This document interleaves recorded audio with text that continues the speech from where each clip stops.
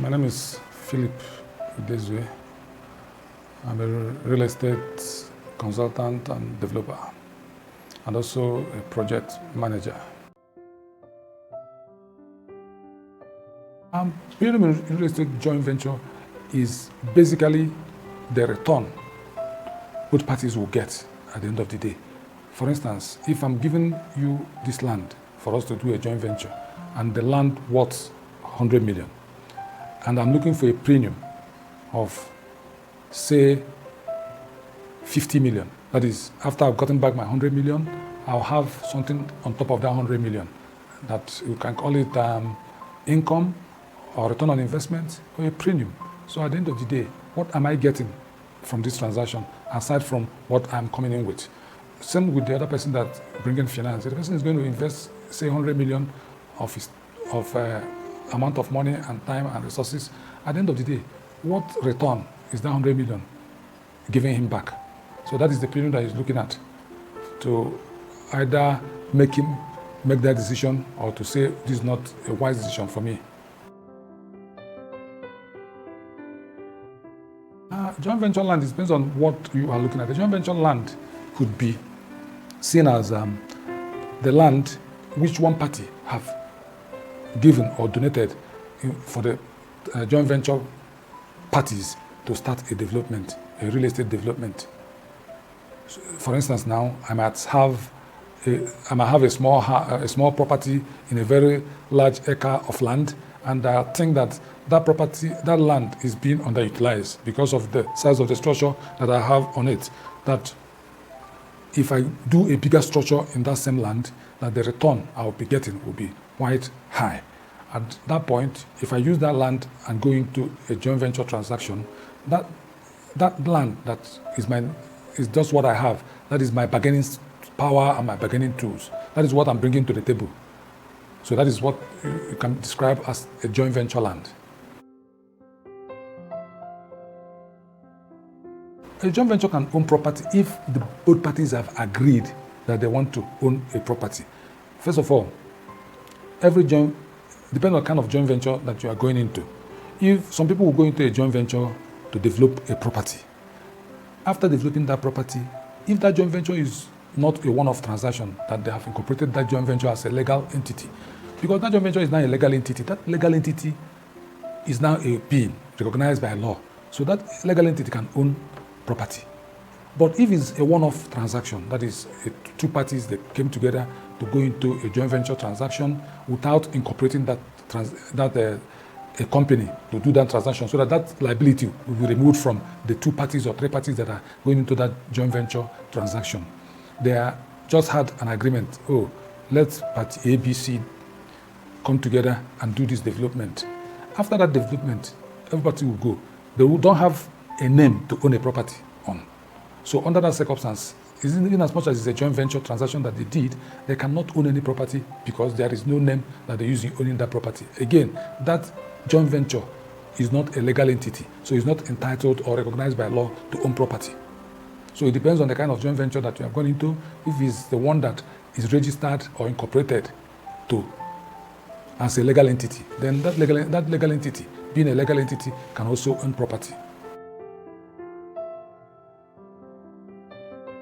If you want to start a joint venture in real estate, first of all, it depends on what you have. What are you bringing to the table?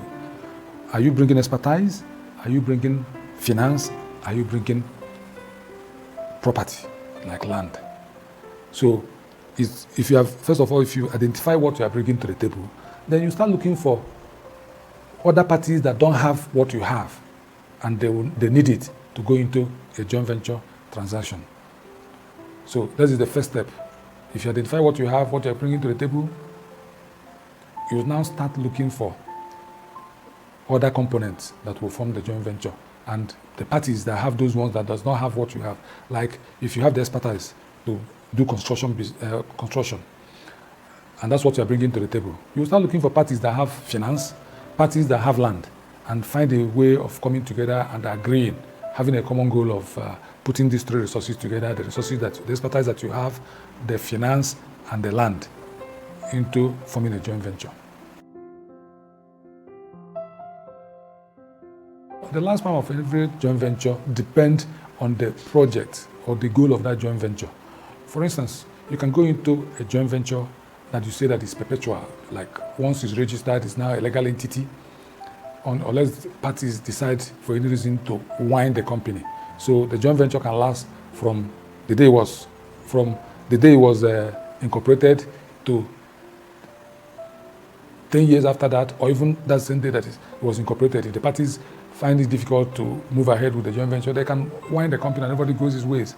Then certain set of joint ventures, if it's a one-off transaction, maybe 2 or 3 parties have come together to say we're going to put our resources together to do a development. Once you have finished that development, sold the subject property and share the proceeds from that property as you people have agreed, then that joint venture ends. So if the timeline is 1 year to finish the transaction, that means that joint venture have a lifespan of 1 year. If it is 2 years, that means that joint venture have a lifespan of 2 years. So it depends on the kind of joint venture that you are going into. That's what will determine how long the joint venture will last.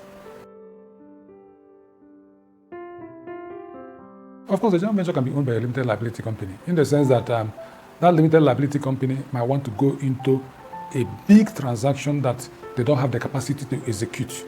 So what they will do is that they will look for other parties that are interested to go into that kind of big development, and they will pull their resources together. So every party will agree, oh, I'm going to contribute 20%, I'm going to contribute 30%, XYZ amount percent you're going to contribute. Then you agree on sharing formula. Then the parties come together and form the joint venture. A limited liability can go into a joint venture. Most joint ventures are for profit, except if the joint venture is being done by a not-for-profit organization. But most joint ventures are commercial transactions. The singular aim is to make profit. If not, why would somebody bring out his land and maybe a land that's worth 100 million, and you go into a transaction with another party to develop it, and bringing up all the risks associated with developing the land? You might demolish what you have, and the other party fails to bring the agreed resources to develop it. If it's not for the profit, why would you take such risk? So most joint ventures are basically meant for profit. What I could say is that a joint venture is a good thing to go into if you have people that you share the same views, ideas, business consciousness or business culture.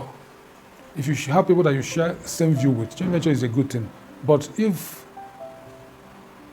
going into that joint venture and people start bringing in their dark side, it's not something that is encouraged. Like in Nigeria, Nigerians are not good in a joint venture, they're not good in partnership, because most Nigerians don't respect agreement, they don't respect anything that is laid down. People will assume, oh, okay, we've said we're going to do X, Y, Z. At the point of execution, they'll start throwing up things that are not part of what was agreed at the beginning. If all these things will be taken care of, joint venture is a good way of people growing their money or their wealth.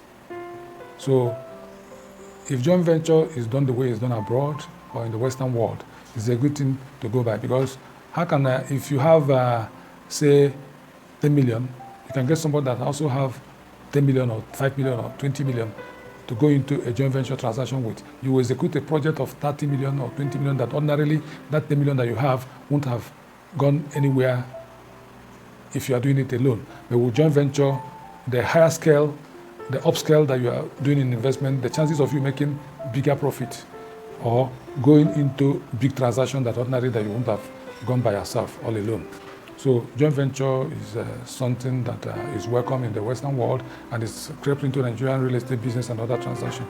But it's still something that we need to develop and take into the next level.